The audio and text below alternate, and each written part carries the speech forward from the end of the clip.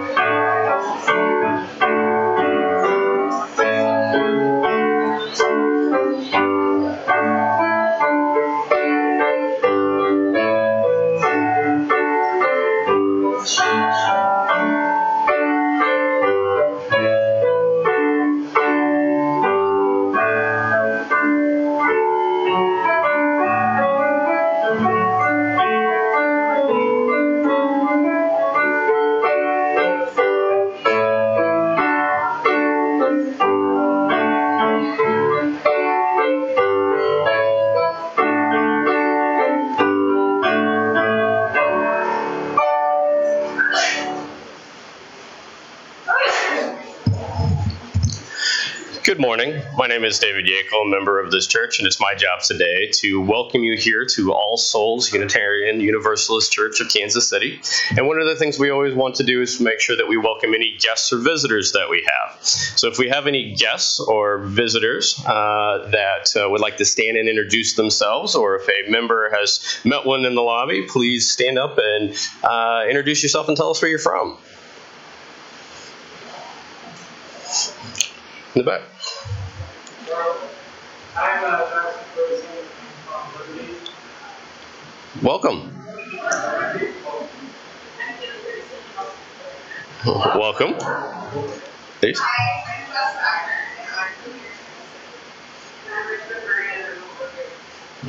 Welcome. Sure.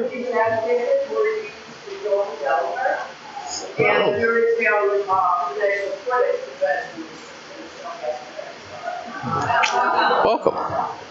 Well, all of our guests, I do want you to know we do have a Sunday plus lunch today. Everyone is invited to attend, but our guests, when you go to the cashier, tell them that you're a guest and you eat for free.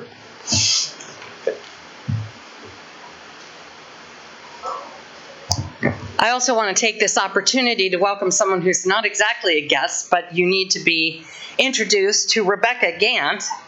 Where is she? Oh, there she is. Stand up. There you go. Rebecca is our incoming intern for the next 2 years. Yay. She's a 12-year member of the Lawrence Fellowship. She has been a lay leader and worked in the areas of leadership development and adult RE, including OWL. She's now a second-year student at Meadville Lombard. This summer, she's doing her clinical pastoral unit at St. Luke's in Smithville, where she's working on the psychiatric unit.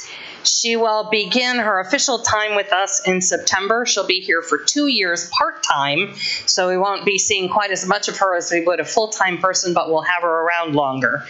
It's also a joy to me to welcome my friend and colleague Jill Jarvis to our pulpit this morning.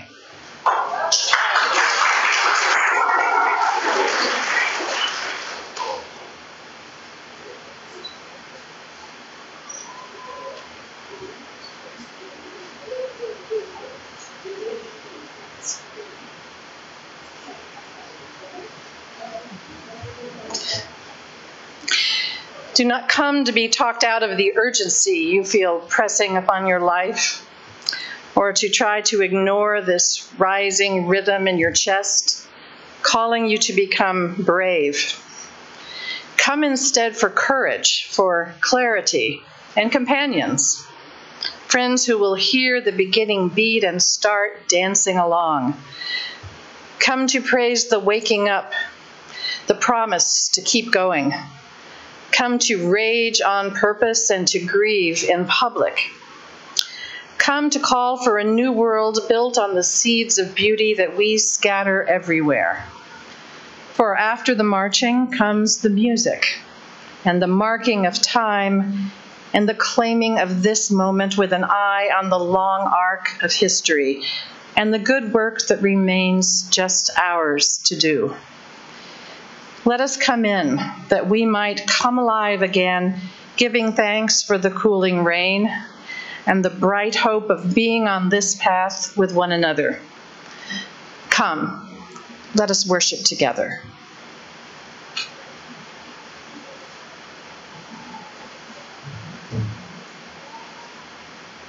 My name is Tori, and I light this chalice for the inherent worth and dignity of every person.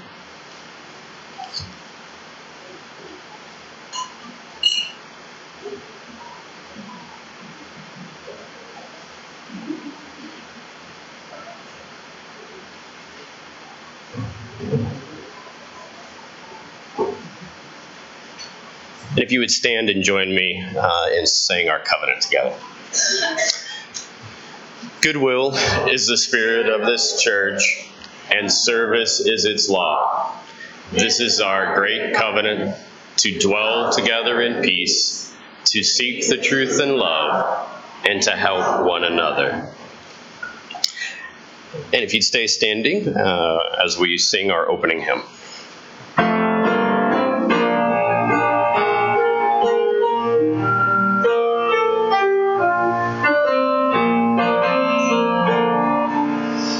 Gather the Spirit, harvest the power. Our separate fires will kindle one flame. Witness the mystery of this hour. Our trials in the light appear all the same. Gather in peace, gather in thanks, gather in sympathy now and then. Gather in hope, compassion and strength. Gather to celebrate once again. Gather the Spirit, heart and mind. Seeds for the sowing are laid in store. Nurtured in love and conscience refined. With body and spirit united once more. Gather in peace, gather in thanks, gather in sympathy now and then. Gather in hope, compassion and strength. Gather to celebrate once again. Gather the Spirit growing in all, drawn by the moon and fed by the sun. Winter to spring and summer to fall, the chorus of life resounding was one. Gather in peace, gather in thanks, gather in sympathy now and then. Gather in hope, compassion and strength. Gather to celebrate once again.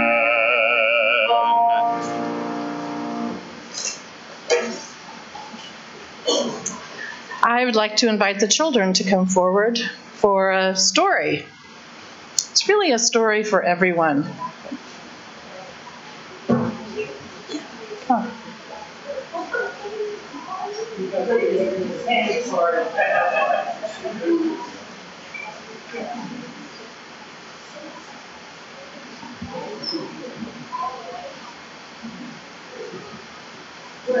More children coming.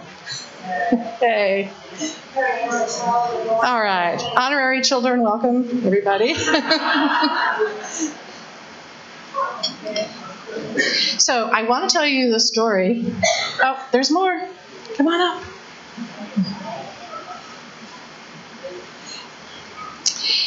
This might be more of a fall story because it's about acorns. You know what an acorn looks like, everyone? Yeah, know what an acorn looks like. Okay, so this is a story about a whole village of acorns in a land not that far away and not too long ago. And these acorns lived under the shadow of a great big oak tree. So the acorns were very westernized. They were probably mostly American acorns. And they were pretty much all baby boomer acorns. So like the age of your grandparents, most of my age, okay? Baby boomer acorns, which meant that everything these acorns did in their village, they went after it with energy, with purpose. They took care of themselves. So, for example, they had acorn spas. You know what spas are? Yeah. So they'd go there and, they'd get their shells oiled. They would just relax. They would have seminars to learn how to get the most out of your shell. And some of them had been wounded when they first fell from the oak tree. And so they would have groups where they'd sit and talk about how wounded they were from the oak tree fall and how that felt. They even had acorn gyms. And I don't know how you would do this, but the acorns had little weights so they could keep their shells strong. So life went on, and they were all pretty happy, healthy, strong acorns. And then one day, a bird had apparently flown overhead and dropped another acorn right under the oak tree. And they thought that's what happened because this little acorn was all bruised. Its cap was broken and halfway off, and its shell was just a mess. And it wasn't really talking a lot to the other acorns. It was just sitting, pointing up at the oak tree, saying, we are that. What? Said the other acorns. But the little new acorn just kept saying, we are that. So the other acorns figured, well, he's not really one of us, and we don't understand what he's saying, and they just left him alone. But there were a couple of maybe nicer acorns that decided to stay and try to communicate. And so they listened more, and he just kept babbling, saying, we are that. And finally, when all the other acorns didn't pay any attention to him, one more acorn decided to engage and said, what are you talking about? What do you mean we are that? How can we be that? And the little bruised little acorn said, I don't know, I'm not sure, but I think what it's about is not that, but that. We have to go down and under the earth, and we have to crack our shells open. And all the acorns went, oh, crack our shells open? Then they started laughing and just making fun of the poor little acorn and said, yeah, he doesn't make any sense. He doesn't know what he's talking about. He's just imagining things, because then we wouldn't be acorns anymore. So that's sort of the end of the story. But that, say it again. Trees. They'd be trees. They would be trees. Yeah, they'd be great big oak trees someday, but they'd have to let their shell crack open first, and that was... Before they'd be trees, they'd be saplings. There'd be that in-between time when they wouldn't be the tree yet, right? After they broke their shell open. So that's an important lesson in life about having courage to change and let go of some things that might be important, with a vision of what you might be. And yes, you might have to go through that scary sapling stage. So you're going to go to your classes now, and those of you that are not honorary children but actual children, and so we're going to send you out.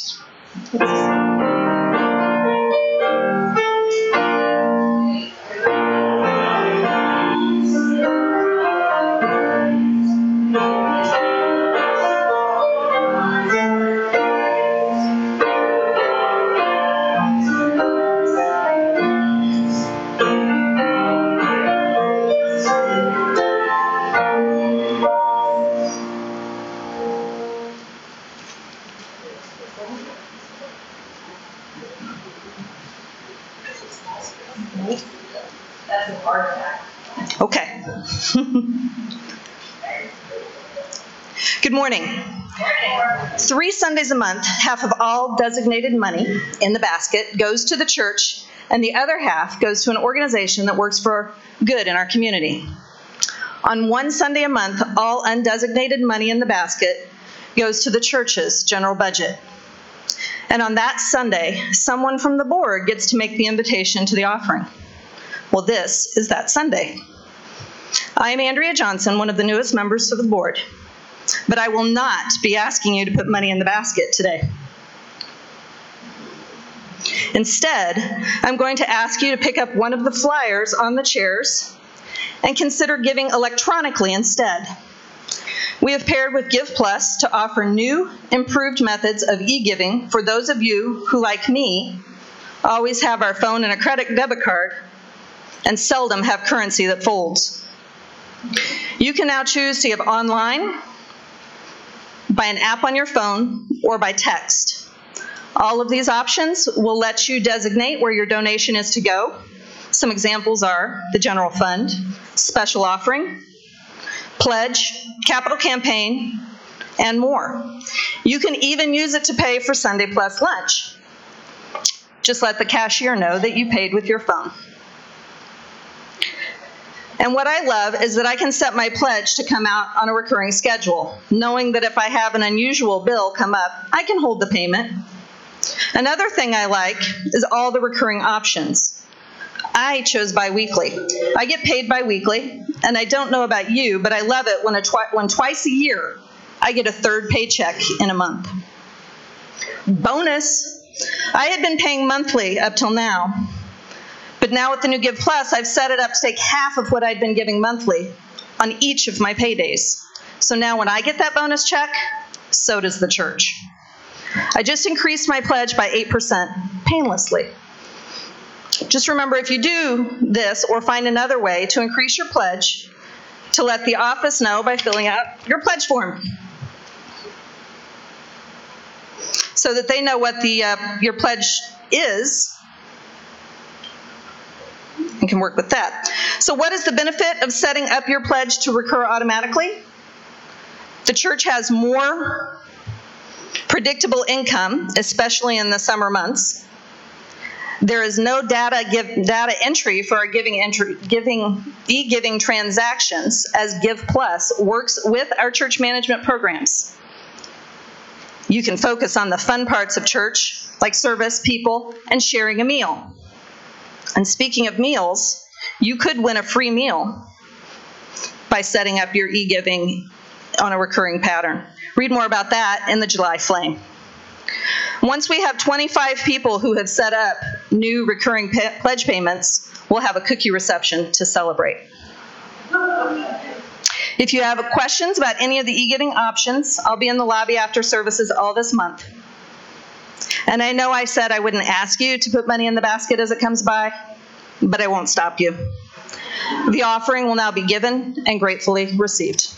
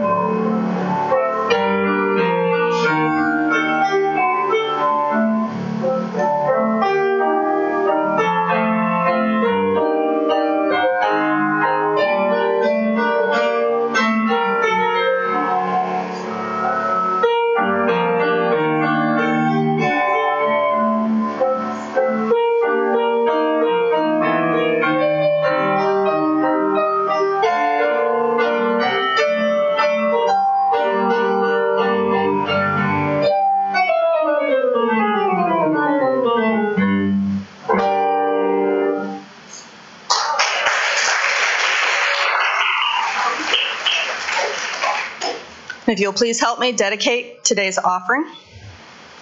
We dedicate our offerings and our actions to the mission at the heart of this congregation, to build a respectful, caring community, to inspire personal and spiritual growth, and to create change toward a compassionate society.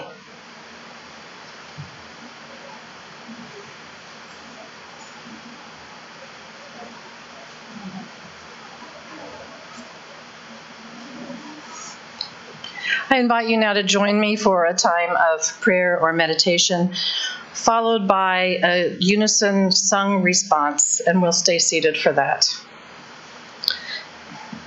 Spirit of life, known by many names, yet by no name fully known.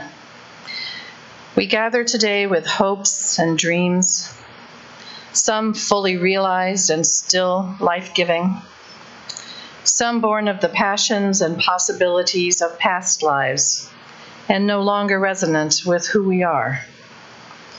And maybe a dream still only a faint stirring in the soul, a whisper of the holy imagination. Hush, do you hear it?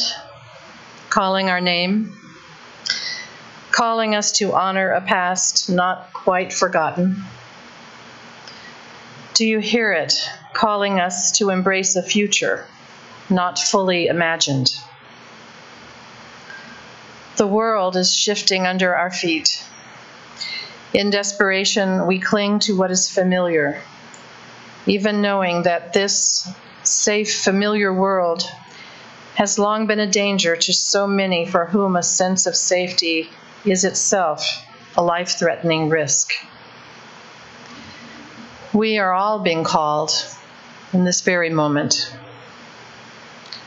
Spirit of life, of freedom, of justice, what shall we do?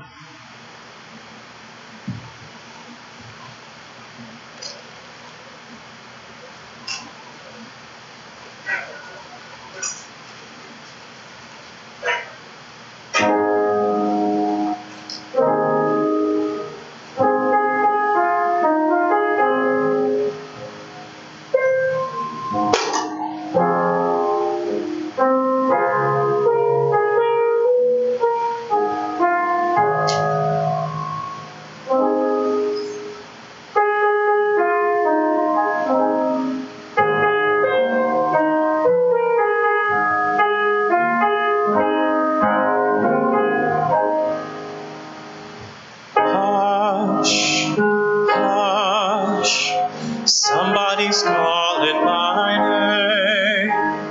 Hush, hush. Somebody's calling my name. Hush, hush. Somebody's calling my name. Oh my Lord, oh my Lord. What shall I do? What shall I do? Sounds like freedom. Somebody's calling my name. Sounds like freedom. Somebody's calling my name. Sounds like freedom. Somebody's calling my name. Oh my Lord, oh my Lord. What shall I do? What shall I do? Sounds like justice. Somebody's calling my name. Sounds like justice. Somebody's calling my name. Sounds like justice. Somebody's calling my name.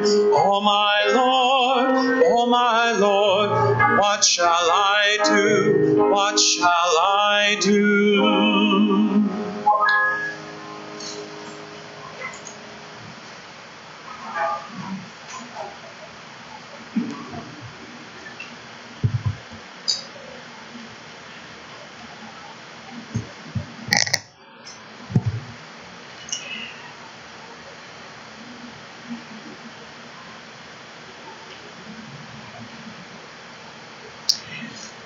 Sometimes I feel like my life is a series of trapeze swings. I'm either hanging on to a trapeze bar swinging along, or for a few moments in my life, I'm hurtling across space in between trapeze bars. Most of the time, I spend my life hanging on for dear life to my trapeze bar of the moment. It carries me along at a certain steady rate of swing, and I have the feeling that I'm in control of my life. I know most of the right questions and even some of the answers. But every once in a while, as I'm merrily or even not so merrily swinging along, I look out ahead of me into the distance, and what do I see? I see another trapeze bar swinging toward me. It's empty, and I know in that place in me that knows that this new trapeze bar has my name on it. It is my next step, my growth, my aliveness coming to get me. In my heart of hearts, I know that for me to grow, I must release my grip on this present, well-known bar and move to the next one.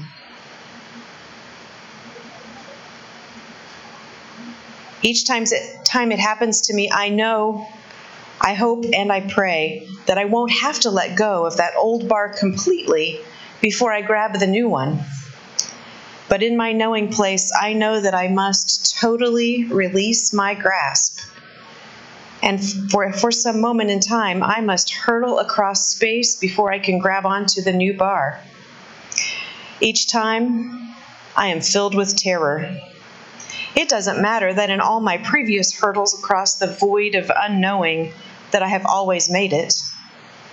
I am each time afraid that I will miss, that I will be crushed on unseen rocks in the bottomless chasm between the bars.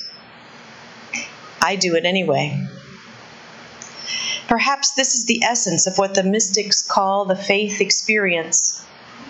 No guarantees, no net, no insurance policy, but you do it anyway, because somehow to keep hanging on to that old bar is no longer on the list of alternatives. So for an eternity that can last a microsecond or 1,000 lifetimes, I soar across the dark void of the past is gone and the future is not yet here. It's called transition. I have come to believe that this transition is the only place that real change occurs. I mean real change, not the pseudo change that only lasts until the next time my old buttons get punched.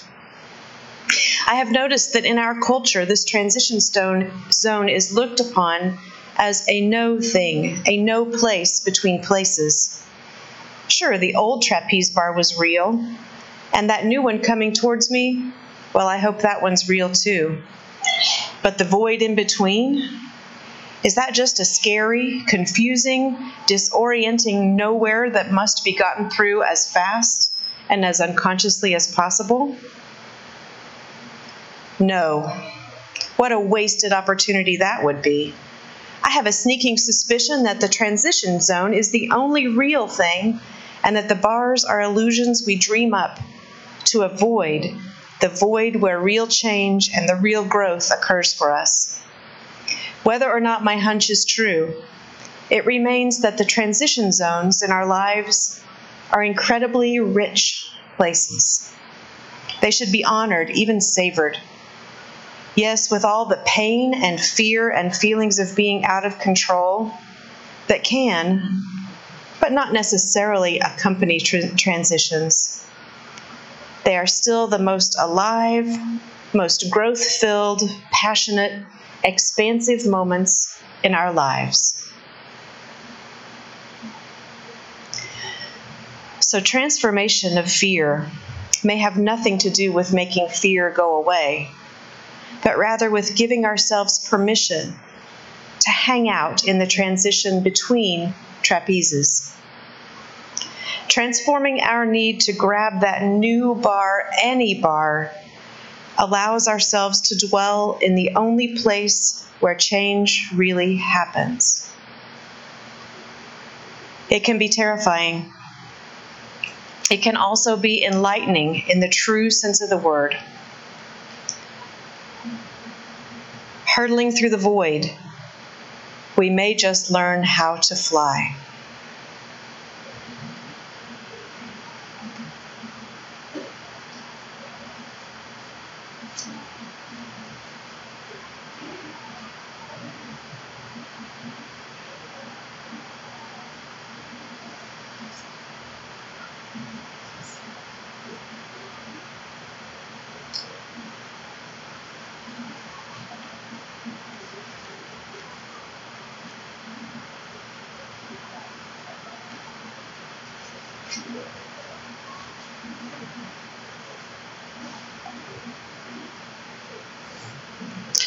Even after you've hung out for a while in the void, in that terrifying dark void of in-betweenness, and you finally reached out and grabbed that empty bar coming at you with your name on it, don't be deluded into thinking that you're finally safe.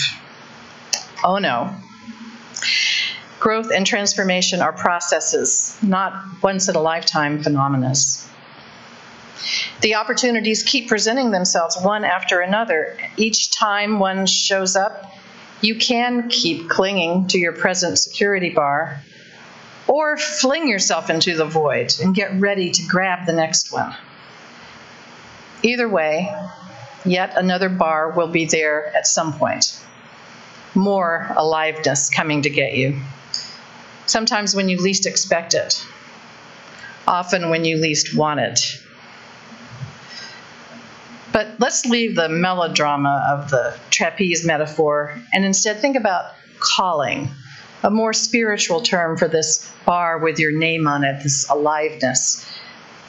Calling is about those times in our lives when we become aware that there's a possibility, an opportunity to do or to be something greater, to connect with our truer, higher self in a way that might benefit not only ourselves, but also others, maybe even the world, or a little slice of it.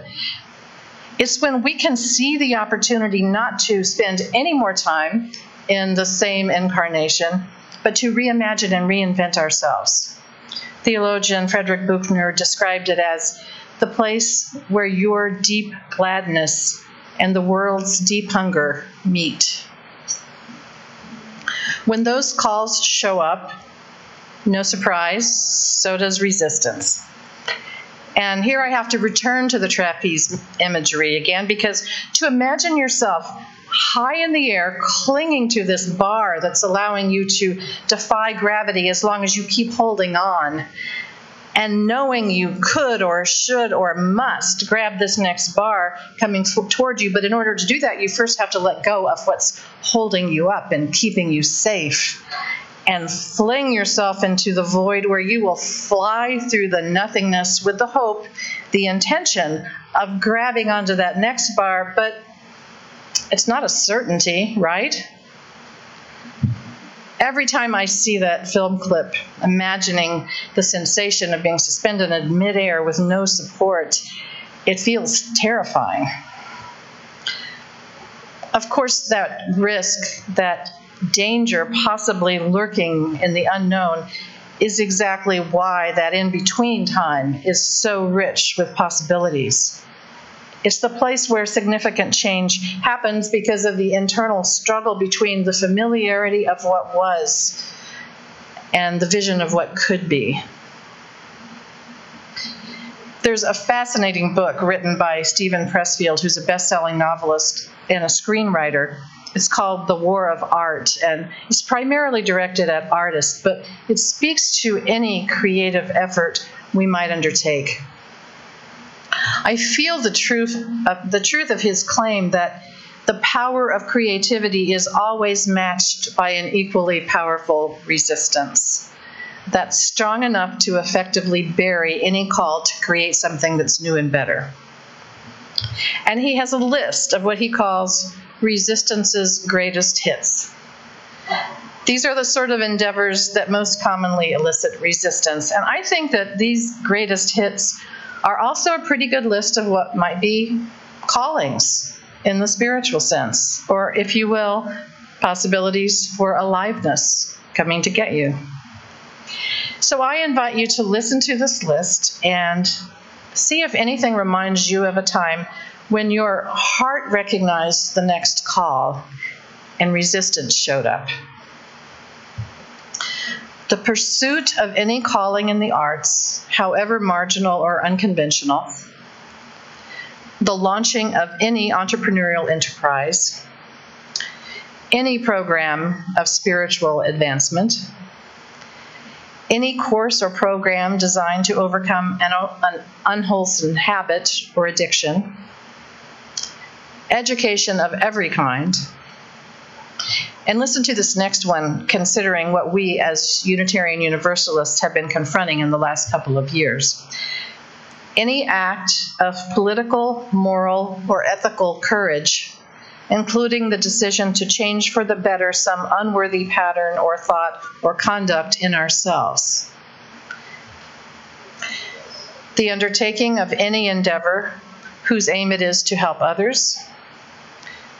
Any act that entails commitment of the heart. Marriage, bearing or adopting a child, weathering a difficult but not destructive relationship. Taking any principled stand in the face of adversity. And there's actually one more that Pressfield listed, and I think it's tongue-in-cheek, but on the other hand, it definitely passes the resistance test for me. Any activity whose aim is tighter abs.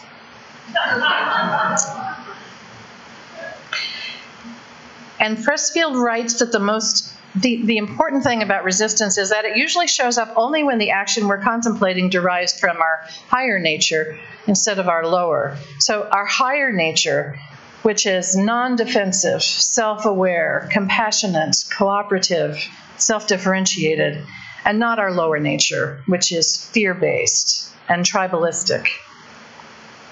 I think the resistance probably comes from that fear-based lower nature. In fact, Pressfield says when it shows up, that's how you can tell that you're on the right track.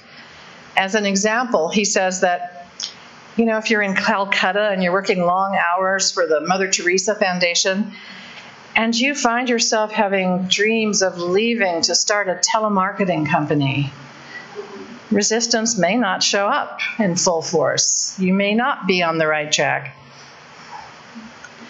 And surely a primary purpose of any religious community is to help people recognize their call, their calls, and to summon the courage to respond.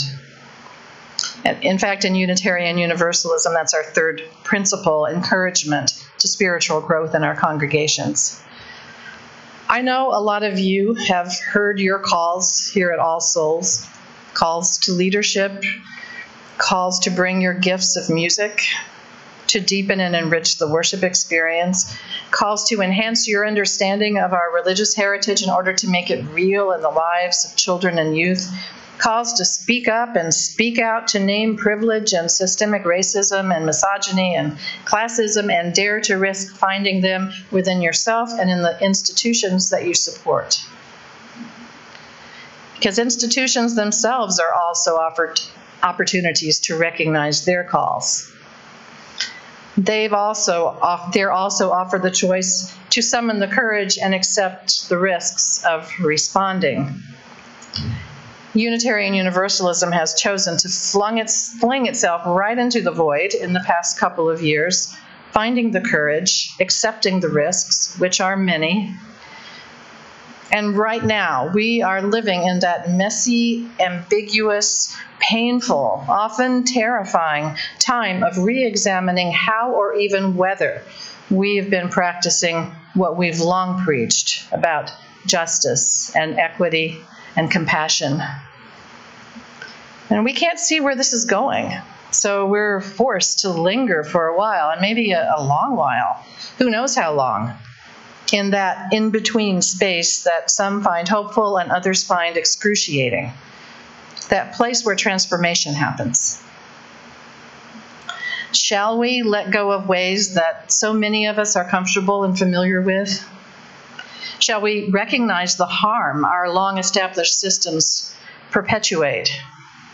Shall we choose to transform ourselves in order to look outward, past our own personal preferences and prejudices? We can choose to answer no. It wouldn't be the first time for either the UUA as a whole or for many of our congregations.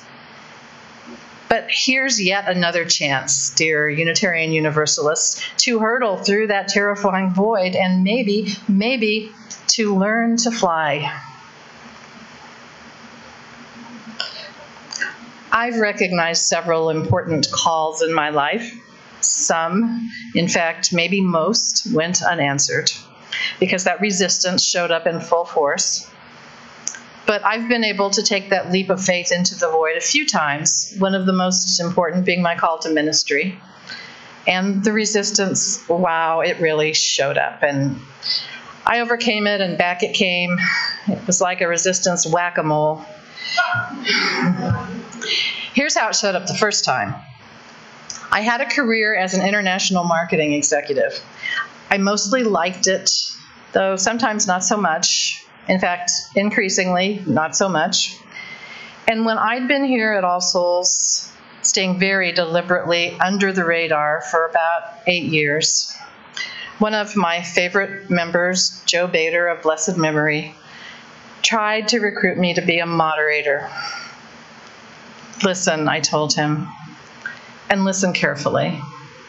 I am never, ever, ever going to get up behind that lectern and speak in front of 200 people, or 50, or 20.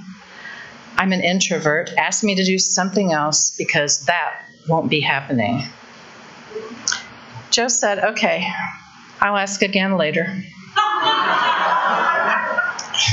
Then Carolyn McDonald asked me to speak for 4 minutes during a lay worship service about the work I'd been doing with the Religious Coalition for Reproductive Choice. This felt important. It felt noble.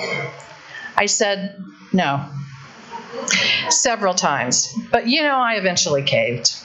I wrote out my 4 minutes and I rewrote and practiced and finally had it down.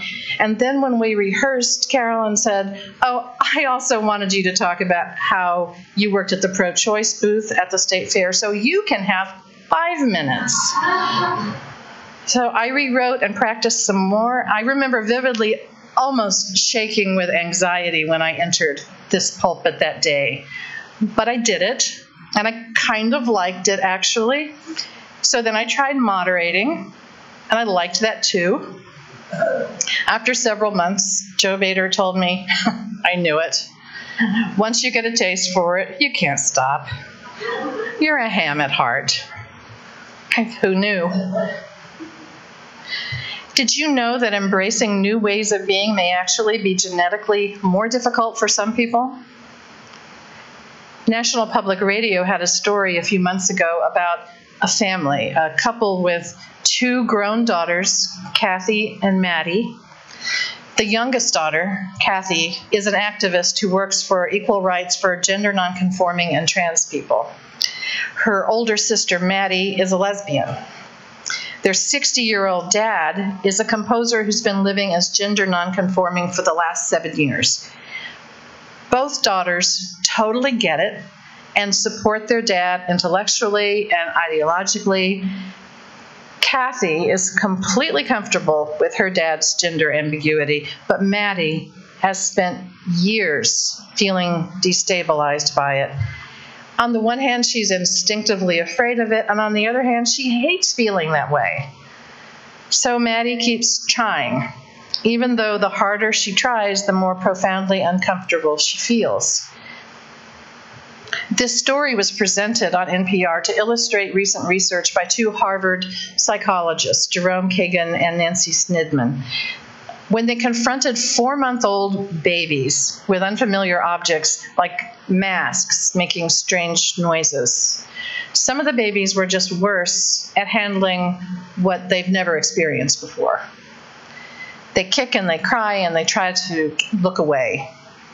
So after tracking those babies for decades, the researchers found that as adults, they worry a lot over events that probably will never happen. But the really big finding is that they have greater activity in the amygdala, that region of the brain that's involved in experiencing fear of the unexpected. Kagan and Snigman call that the long shadow of temperament. They say it's a pretty good indicator not of what a person will become, but of what they won't become, they can't become, which is a person who easily accepts the new and unfamiliar. And they use the metaphor of condensed water vapor, which, depending on conditions, can become a billowy white cloud or a mackerel sky or a dense ground fog. But condensed water vapor will never become an asteroid. For some people, that resistance to change never truly goes away, no matter how open-minded and progressive and adventurous they might want to see themselves. So I guess that means that if you hate change, the good news is that you probably won't change. That is, not easily anyway.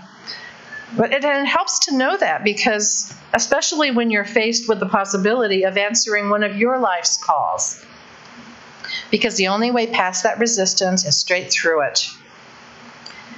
The only way through is by faith and courage, and maybe most importantly, by remembering, knowing that you're not alone.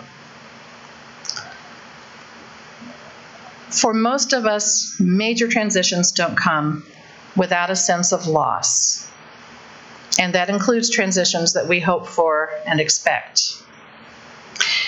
Even when there's relief and hope, there's still loss. And it helps to know that we don't have to forget the past or to denigrate it so that the loss doesn't feel so heavy. It's possible, in fact, it's necessary to honor the past before we let it go to make room for new possibilities. As some of you know, I've just left my ministry at the UU congregation of Lawrence after 12 years. I made the decision last October, and I announced it to them in November. And it's been hard for all of us these many months to deal with that impending sense of loss that's inevitable with every ministry. But they have just hired a wonderful young interim minister who will begin in a few months. And I'll be rejoining All Souls. This is my home congregation, where I first felt my call to ministry. With my husband, Chris, who's just retired from Delta Airlines, I'll be spending part of every year in France, where I hope to do some ministry among the European UUs, and then see what develops with some new transitional ministry programs while we're back in the States. I haven't actually left Lawrence completely behind, though, with Rebecca being here, too, as your intern. She's been one of our most active lay leaders for years and our lead worship associate. Just 1 month ago, we were leading worship together as she said her farewell to the congregation. I do feel a little creepy about actually not letting her move on completely. I'm sure it will feel weird when she's preaching and looks out to see her former minister right in front of her listening. It must feel like I'm stalking her. We were lucky to have her energy and grace and talent, and you will be lucky too. For both Chris and me, this planned for transition seems a little scarier than we'd anticipated. We're launching ourselves into the void right at a time when life in this country is so destabilized. Very little seems certain or predictable or familiar. It would feel safer if our personal lives weren't also being disrupted.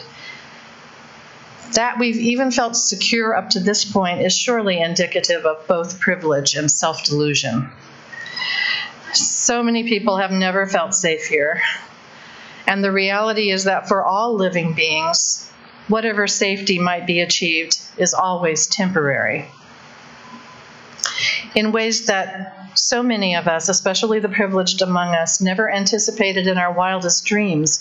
As Unitarian Universalists, as Americans, we've all been flung into the void, called to confront our own dysfunction, struggling to find the wisdom and the courage just to understand being challenged by our own resistance, trying to remember to reach out to each other and hold hands as we brace for an impact of unknown magnitude. The stakes are high. We could all use a bit of comfort in times as tough as these. Let's remember to make the effort to offer that to each other, and especially to those who are most at risk. But not only comfort, and not only a sense of stability, however relative. When resistance shows up, let's remember that as faith communities, we're also here to move people toward adventure, creativity, ingenuity, and radical love. In other words, towards transformation. Those are the qualities it takes to turn the world around. Let's rise, embody your spirit, and sing about that.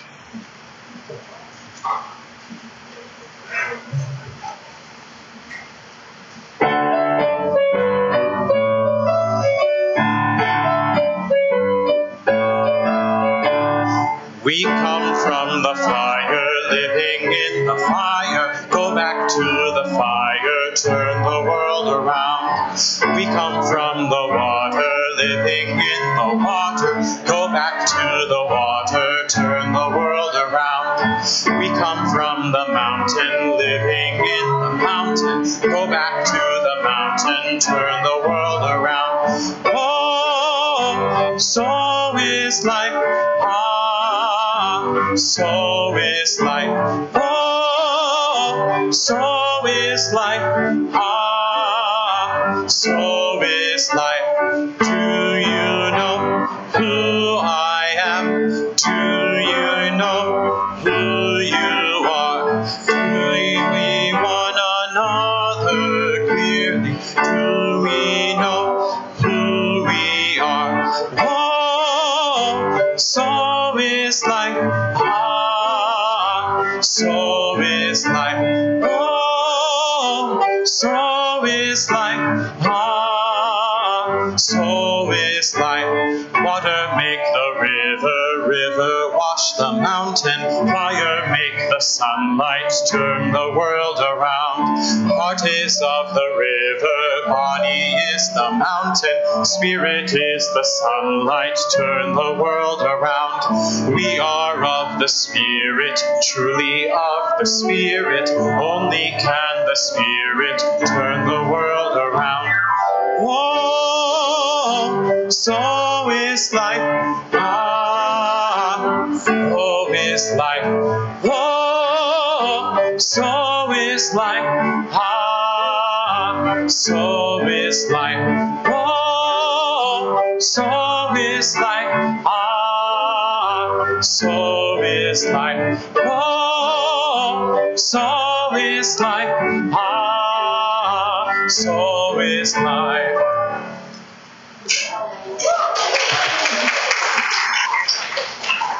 We leave blessed by our connections to one another, to the spirit of life. Walk lightly that you see the life that is below your feet. Spread your arms as if you had wings and could dance through the air. Feel the joy of the breath in your lungs and the fire in your heart. Live to love and to be a blessing on this earth. Go in peace.